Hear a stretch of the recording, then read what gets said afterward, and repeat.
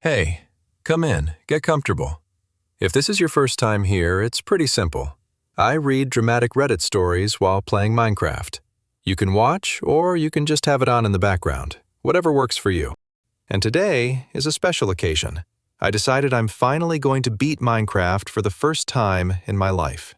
Yeah, everybody's been talking about this game for years, and I've still never actually finished it. So today, I'm starting from nothing. Bare hands, no guides, no tutorials. I'm figuring it out as I go, and I'm probably going to embarrass myself on a regular basis. If you've played, brace yourself. This is going to hurt to watch. If you haven't, we're in the same boat. And the stories today are unreal. We've got everything. Money fights that make couples lose their minds, cheating with twists that made me say, "Oh my God," out loud, families suing each other over money, wedding drama, and a couple of genuinely good ones at the end.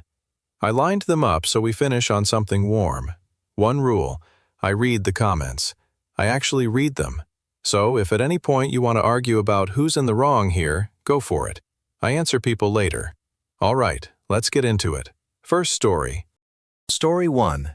My boyfriend cried because of my raise. We're starting off easy. Well, relatively easy. This first one is one of those where you read it and you genuinely can't tell if you should laugh or feel bad. Here we go. I'm 29, my boyfriend is 31, we've been together almost 3 years. Last month I got promoted. I'm a team lead now, and the promotion roughly tripled my salary. I came running home with a bottle of wine, ready to celebrate. I tell him, and he just goes quiet, just sits there. And then his eyes start welling up and he walks into the bedroom. I follow him and ask what's wrong. And he says, "Now you're going to look down on me." I'm stunned. I go, "What are you even talking about? I love you. What do the numbers have to do with anything?" And he says, "A man is supposed to provide. You humiliated me with your promotion."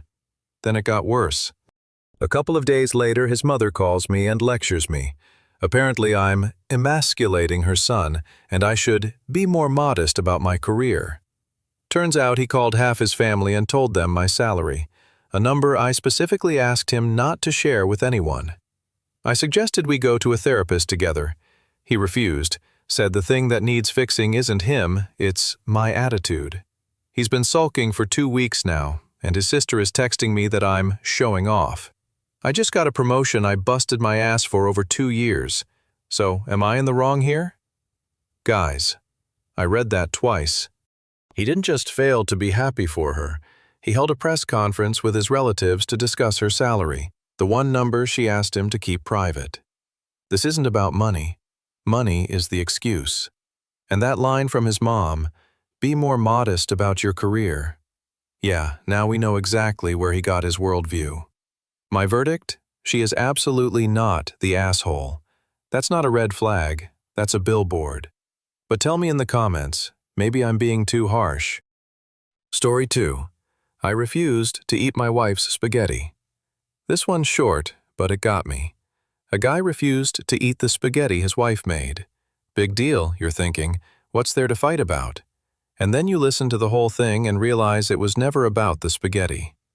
I'm 34, my wife is 32, we've been married 5 years. My wife loves meal prepping. She'll cook a huge batch and stretch it across the week. The problem is, she's not great about keeping track of dates. I've gotten food poisoning from it a couple of times, so we agreed. Anything older than 3 or 4 days, I don't eat. Not to be difficult, I genuinely have a sensitive stomach. Friday, she puts a plate of spaghetti in front of me. I asked when she made it. She hesitated and said, last weekend. That's 6 days. I politely passed and made myself some eggs. She took it as a personal insult, told me I was throwing away her effort and acting like a picky child. Then she made a point of eating the whole plate herself, out of spite. By that night, she was sick, and we spent half the night in a decidedly unromantic way. And the next morning, instead of "you were right," I get told that I jinxed it and put negative energy into her body. Her sister is now texting me that I humiliated my wife by not trusting her cooking. I just didn't want to spend my weekend hugging a toilet. So who's actually in the wrong? put negative energy into her body? I wrote that one down. It's incredible. Look, meal prepping is sacred. I do it myself. But 6 days in, that's not dinner anymore. That's a science experiment. And the funniest part? She proved him right in real time. Verdict? Not the asshole. But tell me in the comments, who's got something in their fridge right now that's older than 6 days? I'm not judging you. I just want to know. Story 3. My husband's secret account. Okay, this one's heavier. It's about trust and money at the same time, and, as we all know, that's a volatile combination. I'm 38. My husband is 41, married 8 years, joint budget, joint account, all very grown up. A year ago, we decided to save for a down payment on a house. We agreed. Every month, we each put in a fixed amount. We live a little leaner, and in 2 years, we buy. I genuinely tightened up, canceled subscriptions, stopped buying lunch, wore my old clothes. A couple of weeks ago, I accidentally saw a notification on his phone from a bank I didn't even know he used. Turns out my husband has a separate account. And sitting in it is exactly the money he'd been not putting into our joint fund all year. While I was skipping coffee, he was quietly redirecting part of his share to himself. I asked him straight out. He didn't deny it. Said it's his safety net in case something goes wrong, and that every adult has a right to their own money. I said, but we agreed on an amount. You just put in less and said nothing. And he goes, I put in exactly what I thought was reasonable, and you're way too obsessed with this house. Now he's spinning it like I blew up over nothing and that I went through his phone. The friends he complained to took his side, told him a rainy day stash is normal and that I'm making a problem out of thin air. Maybe I am? Look, I'm not against personal money in a marriage at all, as long as it's out in the open. We each get our own spending money is a healthy setup, but that's not what this is. There was a specific agreement. She actually tightened her belt for it, and he quietly wasn't holding up his end and said nothing for a year. The problem isn't the account. The problem is he lied through his actions. Verdict? She's not the asshole. A rainy day stash? Fine. Secretly undercutting a shared plan? Not fine. But go ahead and fight it out in the comments. I know this one splits people. Story 4. My family expects me to pay for my brother at dinner. Oh, this is the classic family and the restaurant bill genre. A pain a lot of you know personally. Listen to this. I'm 26. I have an older brother, 30, and he's, let's say, permanently between jobs. Going on 5 years now. My parents adore him and constantly cover things for him. And somewhere along the way, they decided I should too. Last week was my mom's birthday, about 10 of us at a restaurant. Everybody ordered generously. When the check came, my dad calmly slides it over to me and says, "You're the one with money, you get this." I look at it. It's almost a week's paycheck. I said, "Let's split it. I'll happily cover my share and my mom's as a gift." But the whole table?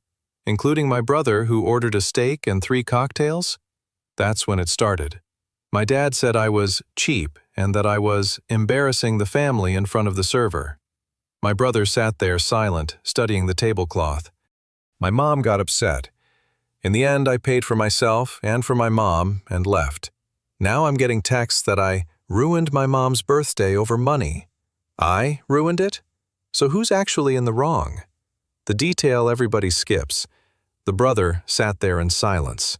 30 years old, steak, 3 cocktails, and not a word while other people decide who pays for him. That's the root of it. This guy got assigned the role of family ATM, and the second the ATM said no, the ATM became the villain. Verdict? Not the asshole, and covering his mom's meal was a classy move. But tell me in the comments who's got a permanently between jobs relative in their family. I have a feeling there's a lot of us. Story 5. My wife is spending our savings on lottery tickets. This one's sad, honestly. Not villainous, just sad. But there's a lot to talk about here. I'm 45, my wife is 43, we have 2 teenagers.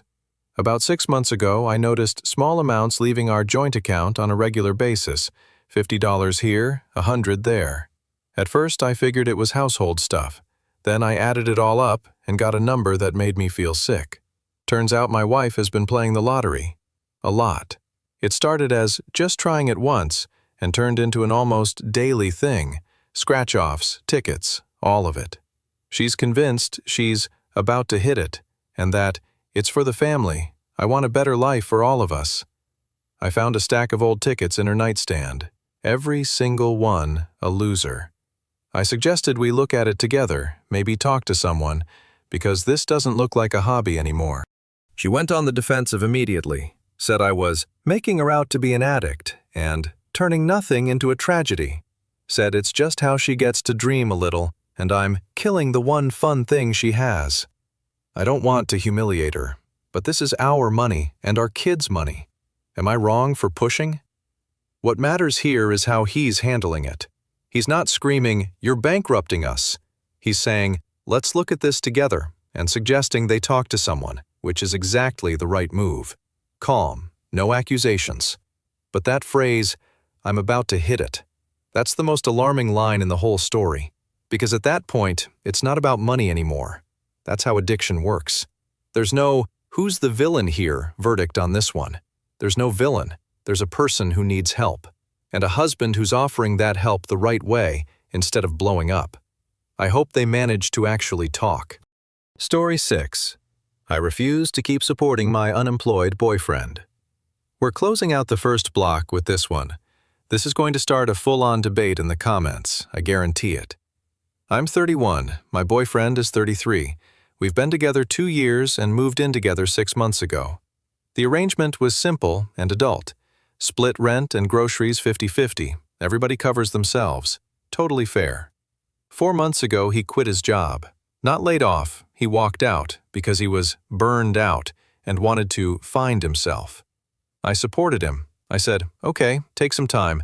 I've got you for a couple of months." It's been 4. He never updated his resume. He doesn't go to interviews, but he did pick up an expensive hobby. He collects and paints Warhammer miniatures, and he spends real money on it. My money, effectively, because I'm carrying rent and food by myself now. I gently said it might be time to start looking, or at least ease up on buying paint sets. He got offended. "You're using money to pressure me, and I'm going through a hard time." I said, "I'm not against your hard time. I'm against you buying collectible figures on my dime during your hard time, while I can't put away a single dollar." Now he's telling his friends I'm unsupportive and materialistic. So, am I the bad guy? The key word here is paint. If he were actually sitting there job hunting and pinching every penny, this would be a completely different story, and I'd say support the guy. But he's not looking, and he's spending on a hobby.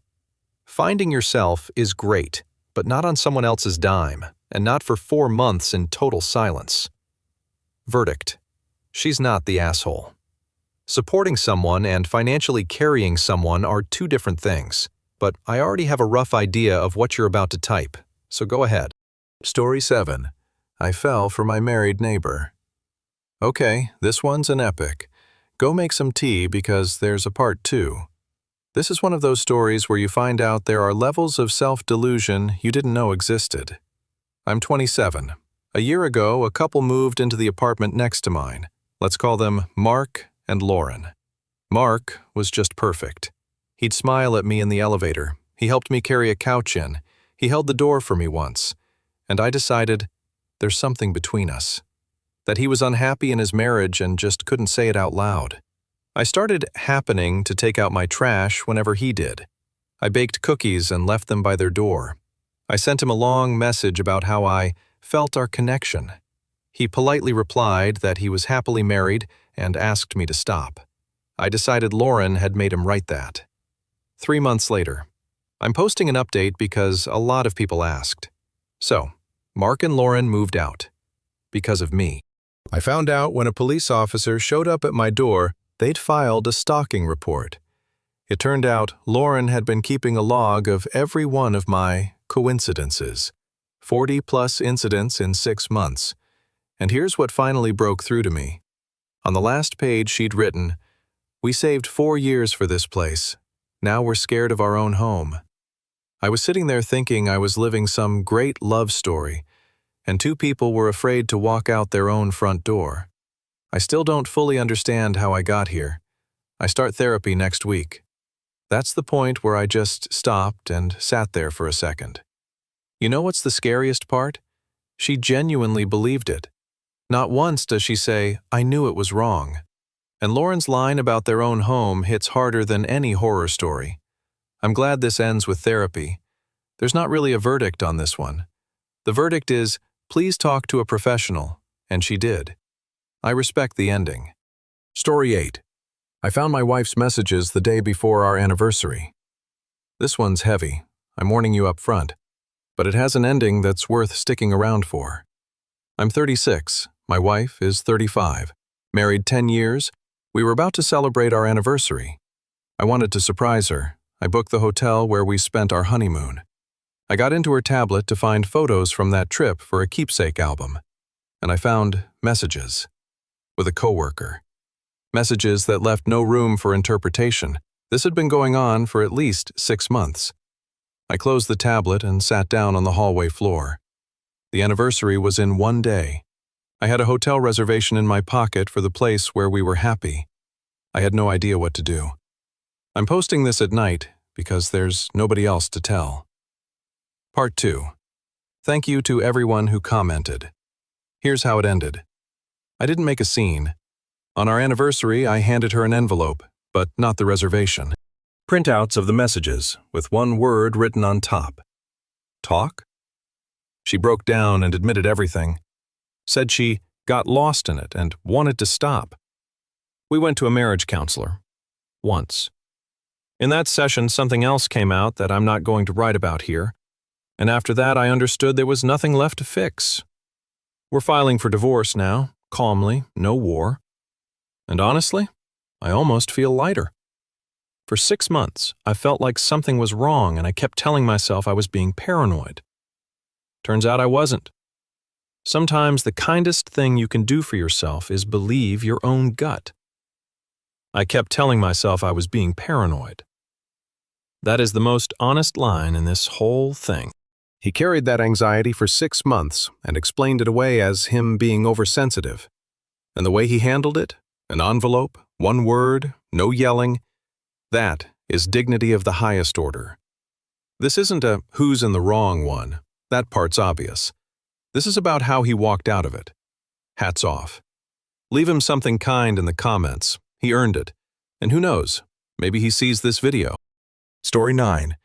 My best friend found out his girlfriend cheated, and I already knew. This one is a pure moral dilemma. There's no obvious answer, and I'm genuinely curious what you'll say.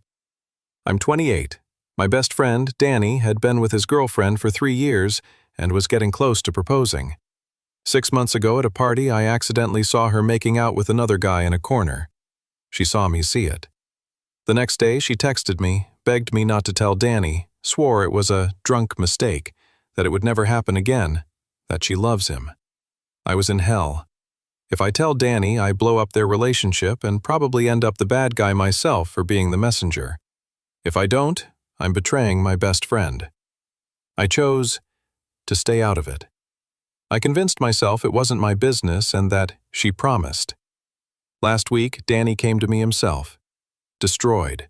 He'd found out everything. It never stopped. And the first question he asked was, "Did you know?" I couldn't lie. He looked at me like I was the one who betrayed him. Walked out without another word. He won't answer me now.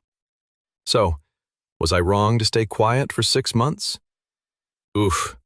Look, there's a layer here that's easy to miss. He didn't stay quiet to protect her. He stayed quiet to protect himself from an uncomfortable role. And that "did you know" landed exactly on that. Danny got betrayed twice, first by his girlfriend and then by his friend's silence. My verdict? He's not a villain, but he got it wrong. Staying silent is also a choice, but I'm genuinely torn on this one, so I'm handing it to you.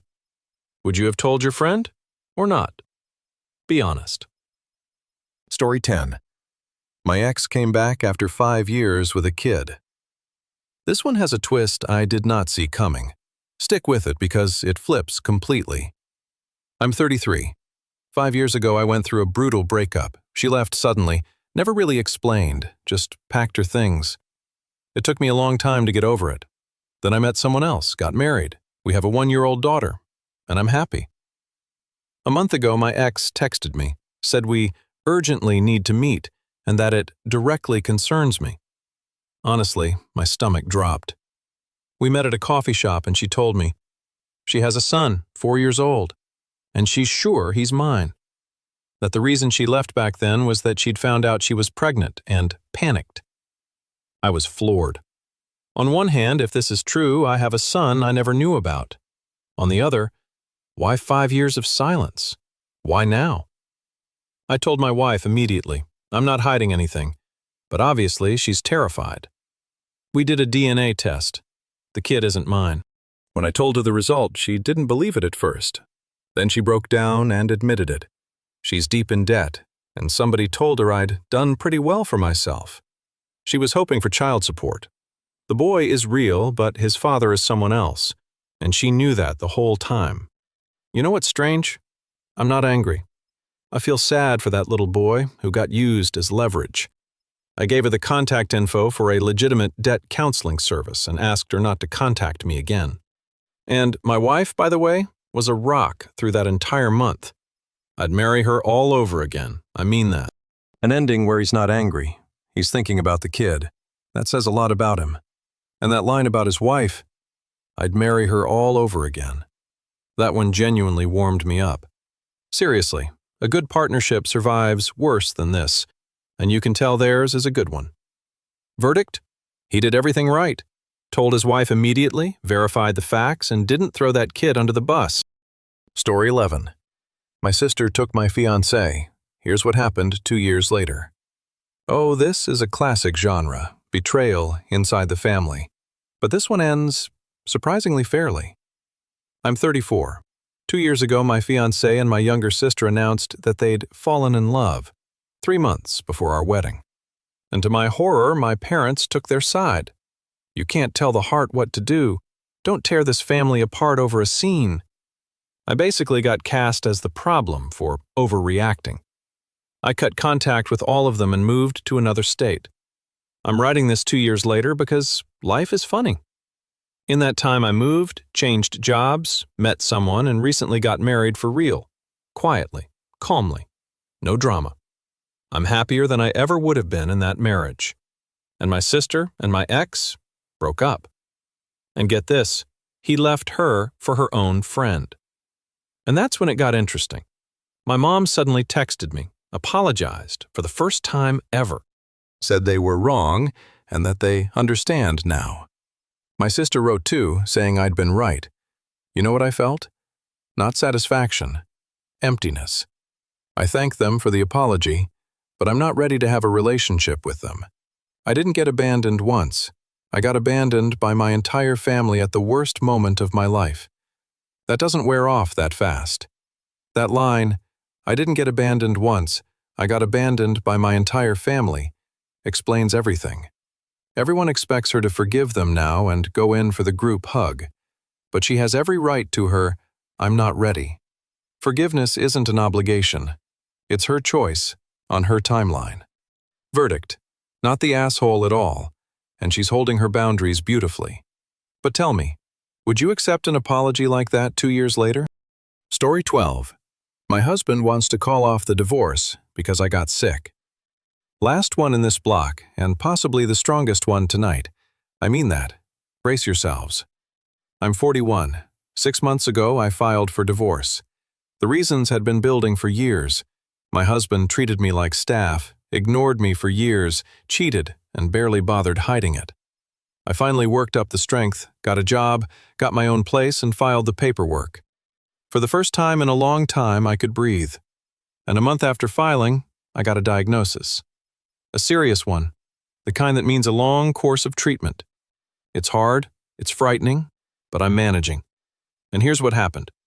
The second my husband found out about the diagnosis, he suddenly changed his mind about the divorce. Showed up with flowers, all concerned, saying, "We're family, I can't abandon you at a moment like this. Let's call off the divorce. His relatives are piling on. He's willing to take care of you, and you're being ungrateful. But I'm not stupid. In 10 years, he never once took care of me when I was healthy. And now that I'm sick, he's suddenly husband of the year?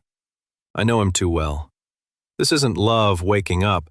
It's either guilt he wants people to see or fear of how it looks. I finished the divorce. I'm going through treatment with the help of my friends and my sister, who have done more for me in these few months than he did in a decade. And you know what? I don't regret it for a second. In 10 years, he never once took care of me when I was healthy. That's it. That's the entire story in one sentence. Care that shows up at the exact moment people start watching isn't care.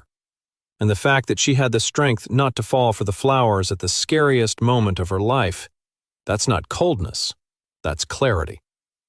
Verdict? Absolutely not the asshole. And I wish her nothing but good health. Story 13.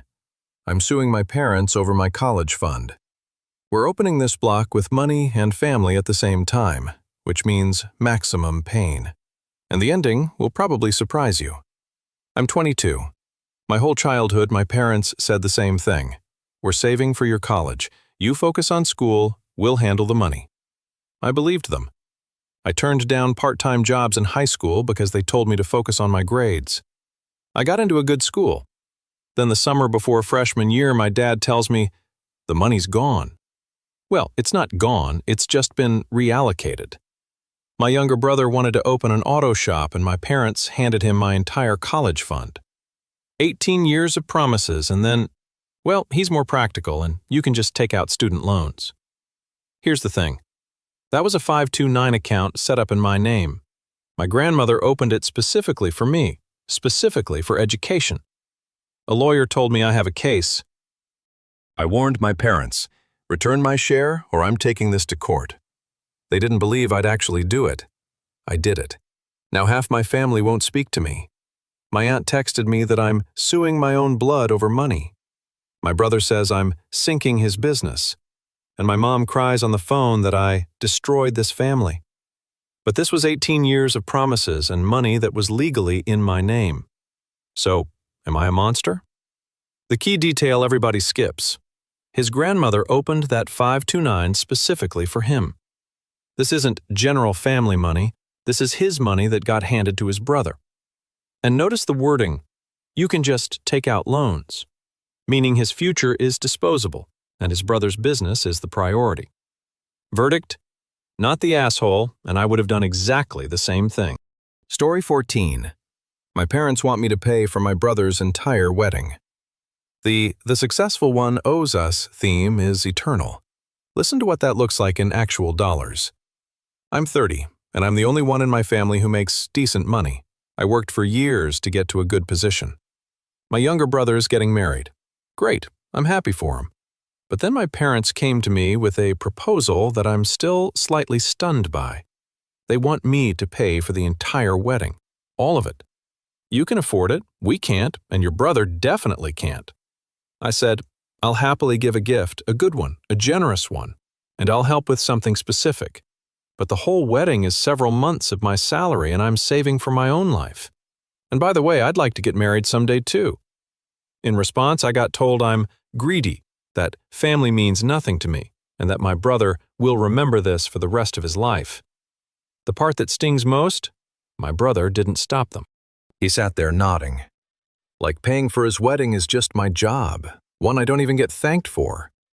I offered a specific number as a gift. They called it an insult. So am I in the wrong? There it is again, the brother sitting there nodding. You noticing the pattern? In every one of these family stories, there's a person being decided for. And he stays quiet because the arrangement suits him fine. They called a generous gift an insult, which tells you this was never about help. It was about what they think they're owed.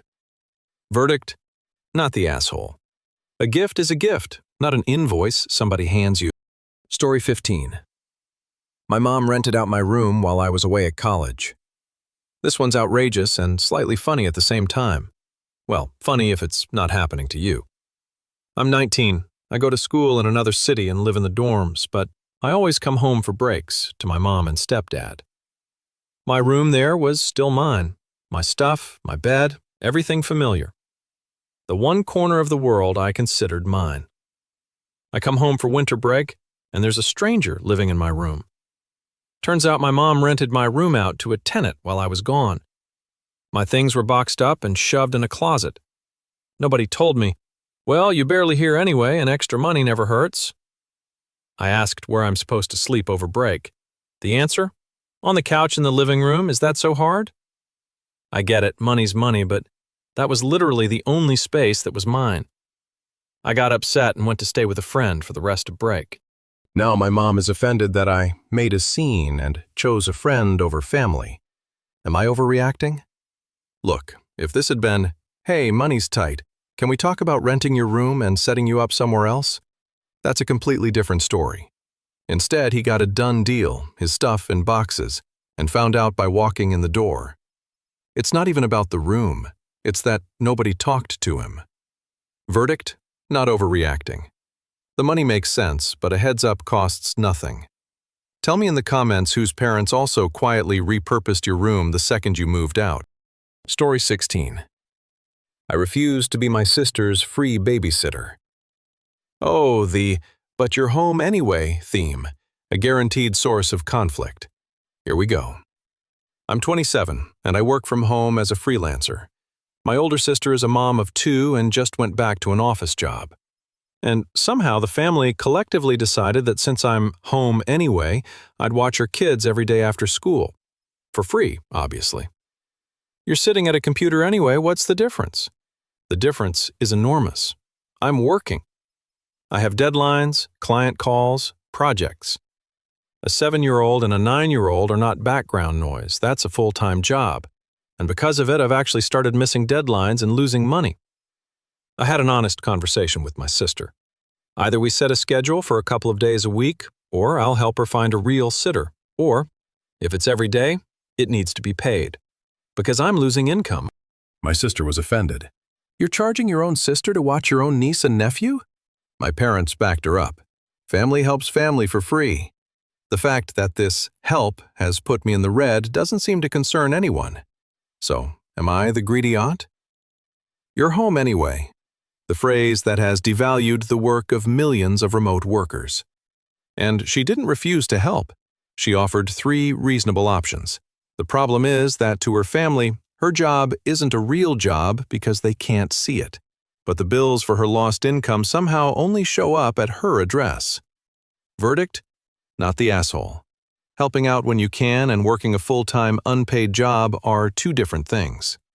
Remote workers, tell me, does your family also assume you're free anyway? Story 17. I didn't invite my mother to my graduation. This one has a false bottom. At first, it sounds like the writer is the cruel one. Stay with it. It flips. I'm 24 and I just graduated college, the first person in my family to get a degree. It was brutal. I worked 2 jobs, took out student loans, and didn't sleep properly for years. And I didn't invite my mother to my graduation. Everybody's shocked. The whole family is on my case. How could you? That's your mom. Now, here's the part the family conveniently leaves out. When I got in, my mother told me college was a fantasy and a waste of time, that I should be working and contributing to the household instead of messing around. She didn't give me a single dollar. Worse, she actively tried to talk me out of it, calling to tell me I was throwing away my 20s and that it's not going to work out anyway. When things were hardest and I was thinking about dropping out, hers was the voice in my head. I finished it on my own, and for the day I gave 4 years of my life for, I invited the people who believed in me, my sister, my best friend, and a professor who mentored me. Not my mother. Not out of revenge. It was just my day, and I wanted to be surrounded by the people who said, "You can do this," not "give up." So, am I a terrible daughter? This is exactly why I read to the end. First line, I didn't invite my mother to my graduation, and you're already ready to judge. Then you find out her mother spent 4 years trying to talk her out of that exact goal. She didn't punish her mother by excluding her. She just chose to be surrounded by people who believed in her. Verdict? Not the asshole, even a little. The celebration belongs to the people who were there for the hard part. First-generation grads, I'm proud of you. Tell me how it went for you. Story 18. My parents gave away my dog while I was in the hospital. Last one in this block. Honestly, this one got me a little heated. Listen, I'm 25, living with my parents temporarily while I save up for my own place. I have a dog, Bear. Got him as a puppy 4 years ago, and he's entirely my responsibility. I feed him, walk him, take him to the vet, all of it. My parents tolerated him but never liked him, always complaining about the hair. A month ago, I ended up in the hospital, appendicitis, then a complication, almost 3 weeks total. While I was in there, my parents went ahead and gave Bear away to a nice family out in the country, without asking me. I found out when I got home, and he wasn't there. To my horror, my mom said calmly, "Well, you couldn't take care of him, and he was in our way. This is better for everyone." I made calls, tracked down those nice people, drove out there, and thank God, I got Bear back. He recognized me and nearly lost his mind.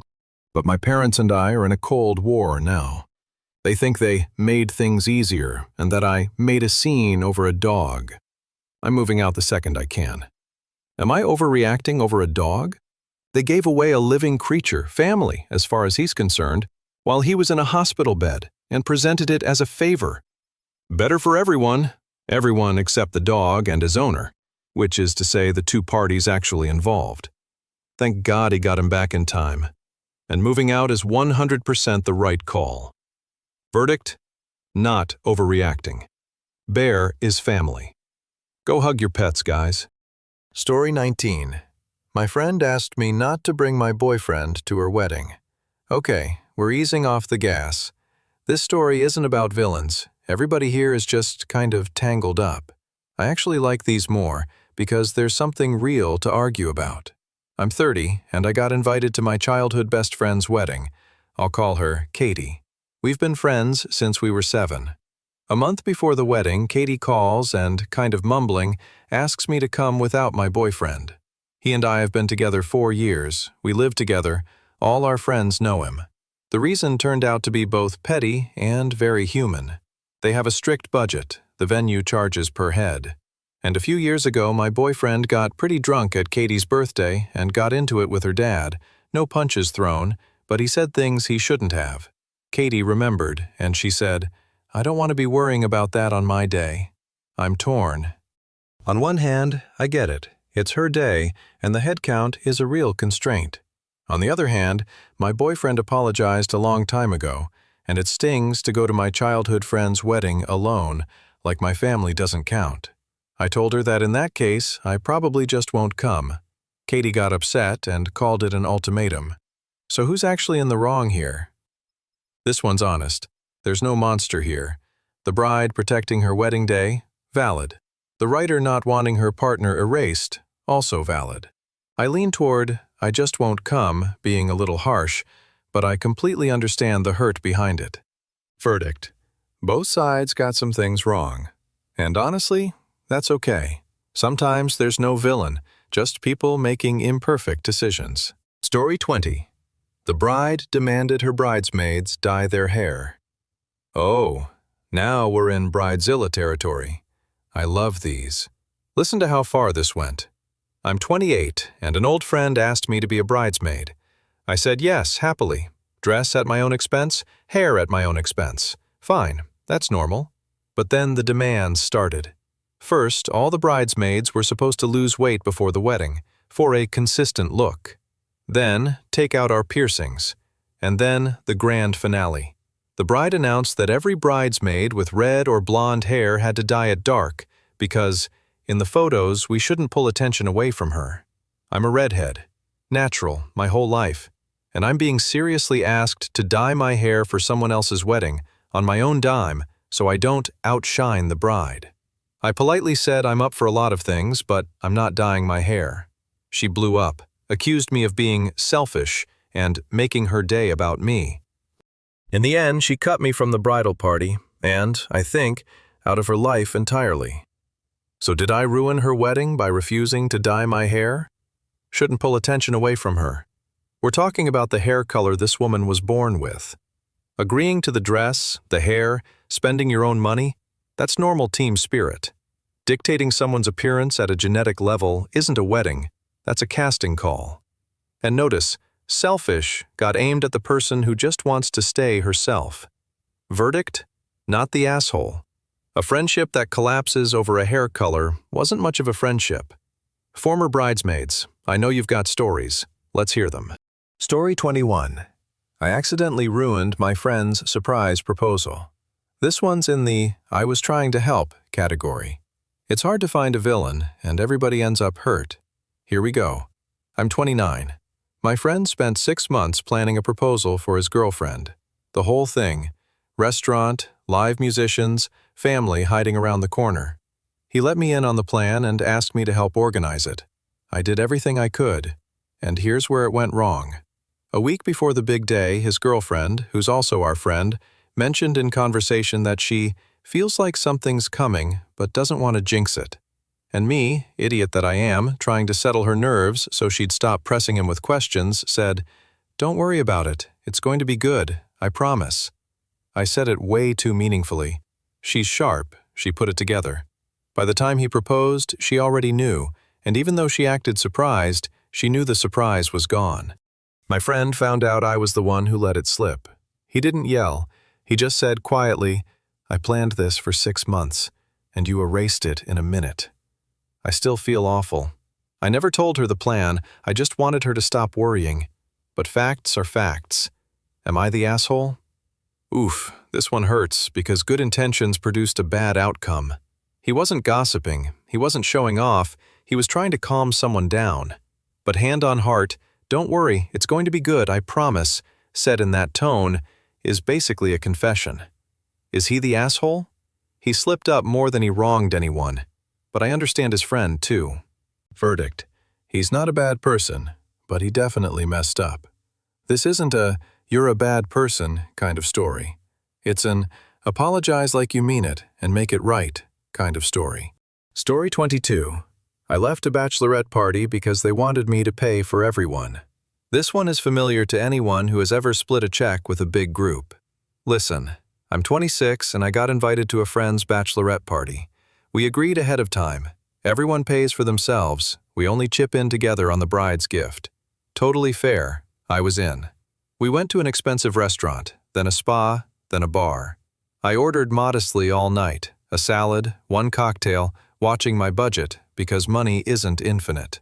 At the end of the night, the organizer announces, "Okay, we're splitting everything evenly." And everything includes other people's steaks, bottles of wine, and expensive spa treatments I didn't get. My share under an honest split would have been 1/3 of what they wanted me to pay. I calmly said, "I'll cover mine and my part of the gift, but I'm not paying for someone else's wine." That set it off. I got called cheap and told I was embarrassing my friend on her night. I paid exactly my share, left my money for the gift, and went home. Now half the group won't speak to me, and the bride is offended that I made a scene about money.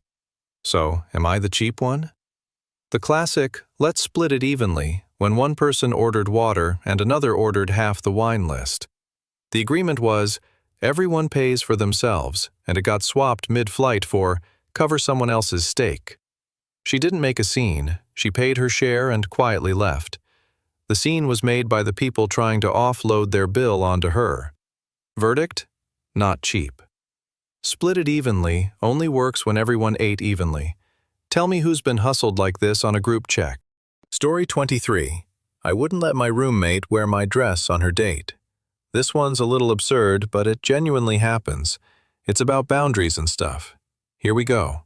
I'm 25, and I have a friend who's also my roommate. She loves borrowing my things. Sometimes she asks, sometimes she just takes. Usually, I let it go. But there's one dress, expensive, I saved for 6 months to buy it, and I only wear it for special occasions. I had an important date coming up and I planned to wear it. I go to the closet. It's gone. Turns out my roommate took it without asking, because she had a date the same night and she was sure I wouldn't mind.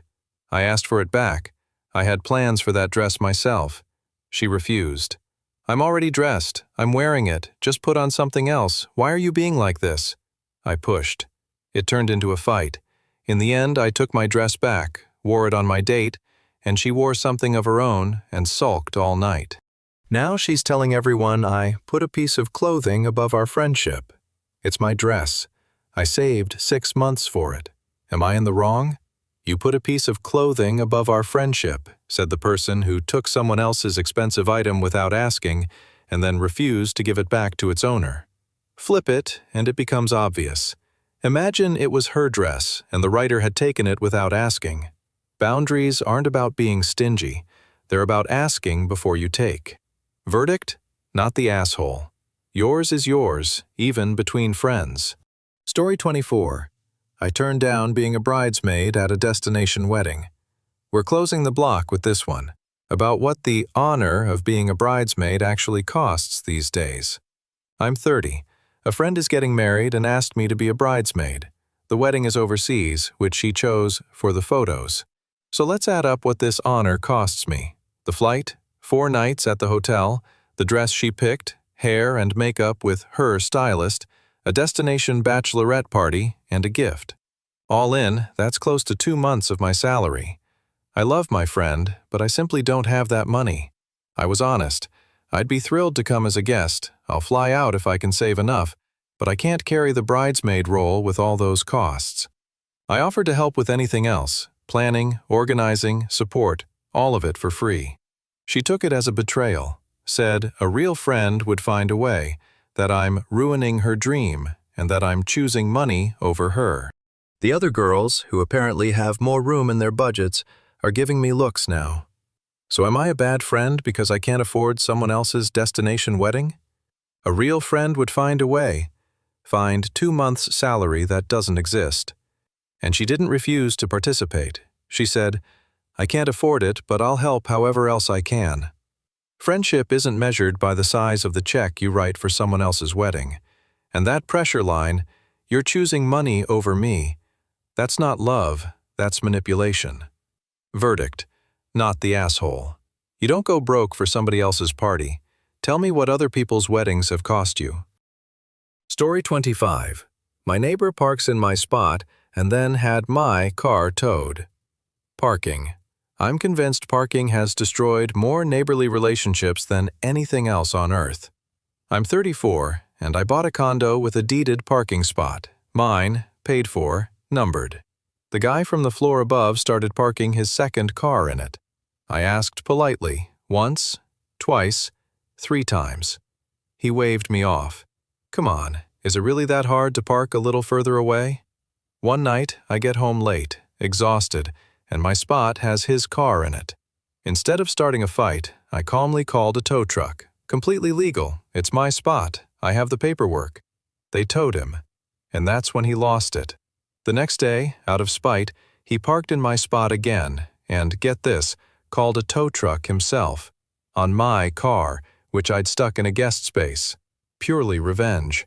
I had to pay to get my own car out of impound.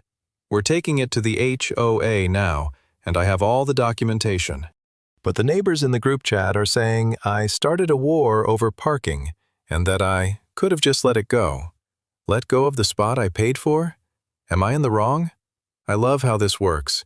One guy takes what isn't his for years, and the person who finally says enough is the one who started a war.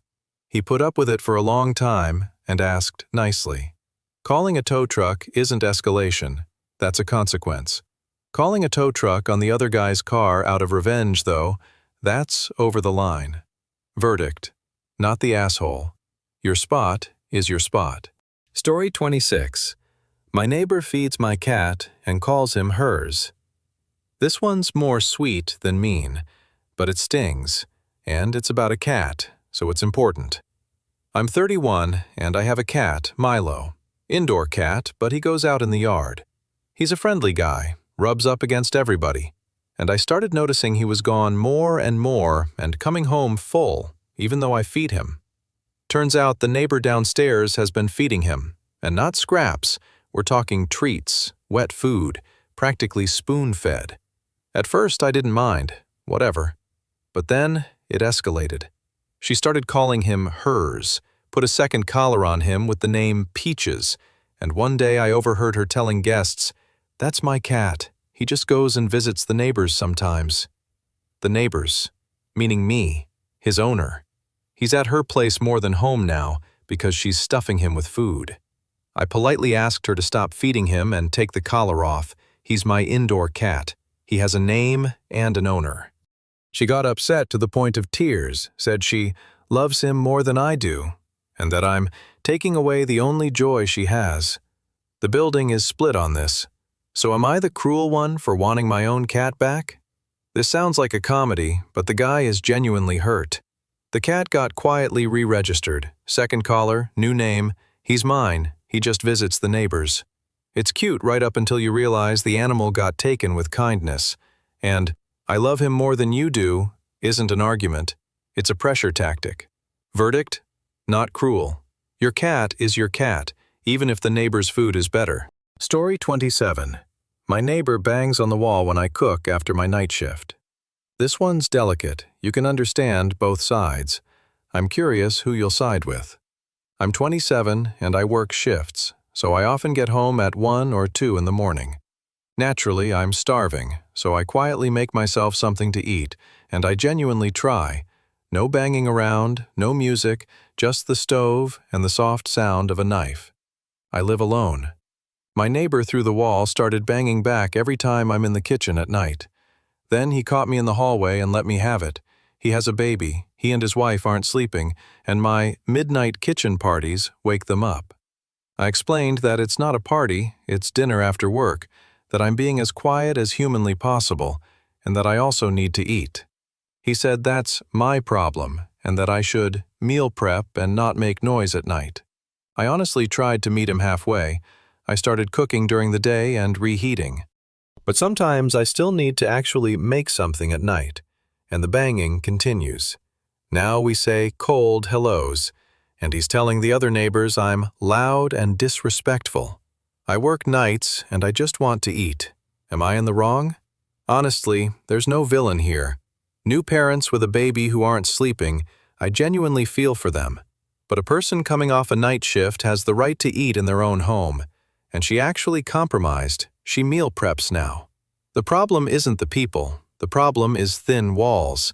And "that's your problem" is the only genuinely rude note in this whole story, and it didn't come from her. Verdict. She's not the asshole, and she's actually trying. Story 28. I cut off my neighbor's free Wi-Fi after a year. Oh, this is a very modern kind of drama. Internet, generosity, and entitlement. Here we go. I'm 29. A year ago, new neighbors moved in next door, a young couple. Their internet wasn't hooked up for the first few weeks, so I did the nice thing and gave them my Wi-Fi password, temporarily, until they got their own. Of course, use it, no problem. A year went by. They never got their own service. Why would they? Mine's right there and it's free. And we're not talking about checking email. They're downloading, streaming on 4 devices. Their relatives moved in too. And by evening, my connection barely moves, which means I can't work from home properly. I hinted that maybe it was time they got their own. No reaction. So I just changed the password. An hour later, a knock at the door. Why did the internet go out? I told them straight, guys, it's been a year. Get your own service. I can't carry 4 people anymore. They were outraged. Are you seriously being that petty? You're paying for it anyway. Now I'm the greedy, mean neighbor who took people's internet away. The internet that was mine. Am I in the wrong? You're paying for it anyway. There's that phrase again. We've heard versions of it all night. He carried 4 people for free for a year and became greedy the second he said enough. Generosity that got treated as an entitlement, and somehow the person who is being generous ends up the bad guy. Verdict? Not the asshole, and he tolerated it for an indecently long time. Tell me who's got neighbors or relatives freeloading off them for years and treating it as normal. Story 29. My neighbor wants my flowers gone because of her allergies, but only mine. We're closing the block with a strange but very telling one, about boundaries and this bothers me. I'm 45, I live in my own house, and I love my front garden. I've been growing flowers for years. It's my one escape. The new neighbor across the street started demanding from day one that I tear out my flower beds. She supposedly has terrible allergies, and my flowers are poisoning her life. I'd be sympathetic. Allergies are serious. But here's the catch. 2 houses down, another neighbor has the exact same flowers, much closer to her windows, and somehow she's never complained about those. Only my garden is unbearable. And it also came out that before this, she tried to make me repaint my fence because the color weighed on her psychologically. So it seems like this isn't really about allergies. I offered a compromise. Tell me which specific plants are the problem, and I'll look at moving some things. Her answer? Take it all out. It's ugly and it's dangerous. Everything I've grown for 15 years, on my own property. I said no. Now she's filing complaints with the HOA and turning the whole street against me. So am I heartless over some flowers? The sincerity test here is beautiful. Identical flowers closer to her windows don't bother her at all.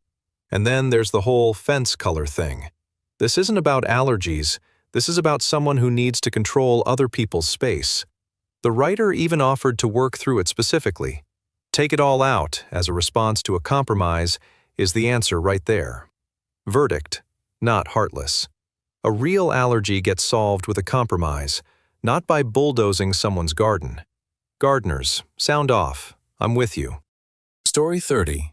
A stranger paid for my groceries. A year later, I found out who he was. Let's start this block with something warm. No verdicts, nothing to argue about, just a good story. A couple of years ago, I was genuinely broke, lost my job, living on nothing. I'm standing at the checkout at the grocery store, and my card gets declined. I didn't have money for even the basics. I started putting things back on the belt, red in the face. And the man behind me in line silently handed the cashier his card and paid for all of it. I tried to refuse, tried to get his contact info so I could pay him back. He just smiled and said, "When you can, just help somebody else." And he left. A year went by. I got back on my feet, found a good job. And one day I'm sitting in on an interview. Now I'm on the other side of the table, helping hire. And a candidate walks in, and I recognize him. The man from the grocery store. Turned out he'd hit a rough patch too, and was looking for work. He didn't recognize me, of course. I knew him instantly. I didn't say anything during the interview. I evaluated him honestly, on the merits, and he was genuinely a good fit. We hired him. And then, once he'd actually started, I went up to him, reminded him about that day at the store, and said thank you. He didn't believe me at first, and then his eyes filled up. Sometimes the world comes all the way back around. This is why it's worth sticking around to the end. No villains, no drama, just kindness that came back around a year later. And the fact that he judged him honestly instead of pushing him through out of gratitude, that's classy too. A good person stays a good person on both sides of the table. Story 31. The mother-in-law I was terrified of turned out to be my biggest ally. This one breaks the stereotype. Usually, the mother-in-law is the villain in these stories. Not tonight. When I got married, I was terrified of my mother-in-law. I'd heard all the stories and braced myself for war. Our first few meetings were cool. She's reserved, doesn't say much, and I read that as dislike. And then I hit a really hard stretch. Health problems, then trouble at work, and I almost broke. And you know who showed up? Her. No speeches, she just came over, brought food, sat with me in waiting rooms at doctor's offices, never once made a comment, never once gave me advice I hadn't asked for. One time I accidentally overheard her on the phone chewing out her son, my husband. "She is your wife. Pay attention. She's having a hard time." It turned out her reserve wasn't coldness, it was tact. She simply didn't insert herself until she was sure she was actually needed. Today she's one of the closest people in my life. I'm ashamed that I cast her as the enemy in advance based on other people's stories. I'm posting this to say, not every mother-in-law is the punchline. Sometimes the person next to you is quietly loving you. After 3 hours of drama, this is so nice to hear. All night, we've been reading about family letting people down, and here's one where family turned out to be the thing holding her up. And it's a good lesson. We often cast someone as the villain in advance when they're just quiet and tactful. Good on her. Story 32. I returned a lost wallet and gained a second family. Second to last. Quiet and good. A few years ago, I found a wallet at a bus stop. Thick one. Cash, cards, ID. I wasn't doing great financially myself at the time, and, I won't lie, the thought crossed my mind. But I found the address on his ID and drove over to return it. An older man opened the door. Turned out it wasn't just money in there. Inside was the only photograph he had of his late wife, the one he carried everywhere. He nearly cried when he saw that wallet. I didn't take a cent, obviously. He insisted I come in for coffee. We got to talking. That was a few years ago now. Me and that old man, Mr. Bennett, became real friends. He's alone. His kids live far away. I stop by every week. He's teaching me chess, and he tells stories from his younger years that beat any TV show. My daughter calls him Grandpa. Sometimes you return someone's wallet and end up finding a whole person you didn't know you were missing. Best decision I ever made. You return a wallet and you find a whole person. I'm stealing that line. There's nothing to add here, just two people who were lonely in their own ways, who found each other through a coincidence and one honest decision. Mr. Bennett, if by some miracle you're watching, hello to you, sir. Story 33. I wrote a letter to myself at 18 and finally read it. Last one tonight. Quiet and kind. And it's about time passing. A good note to end on. When I was 18, senior year, we got an assignment. Write a letter to your future self and seal it for 10 years. I wrote it, forgot about it, and got on with my life. This year, the envelope showed up in my mailbox. The school kept its promise. I sat down that evening, made some tea, and opened it. 18-year-old me asked simple questions. Did you become what you wanted to be? Almost. I took a nearby path and, honestly, a happier one. Did you fall in love for real? Yes, and I married him. Are you still friends with Emily? Yes, she was my maid of honor. Did you get braver? Very. But one line took me out. At the end, that girl wrote, "Whoever you turn out to be, please don't forget to be kind to yourself. We so rarely do that." I sat there and cried. The good kind. 18-year-old me knew something important that adult me had let slip somewhere in the rush. That night I wrote a new letter, to myself in 10 more years, and the first line is the same. Be kind to yourself. And that's where we'll leave it. Be kind to yourself. We so rarely do that. If you made it all the way here with me, let that be the thought you close this video on. You're doing better than you think you are. All right, that's it for today. 1 hour, done. We started with the drama where sparks were flying and we finished with the warm ones. That was the plan. Thanks for spending this evening with me. And thanks to you too if you just had me on in the background while you did your own thing. I'm still glad I was there. I'll read the comments tomorrow morning over coffee, so tell me what you think about the stories, whose side you'd take, and what topics you'd like to see next time. If you want another hour of this, hit the bell so you don't miss it. And if you had this on at night and you're already half asleep, good night. Take care of yourself and be kind to yourself. I'll see you in the next one.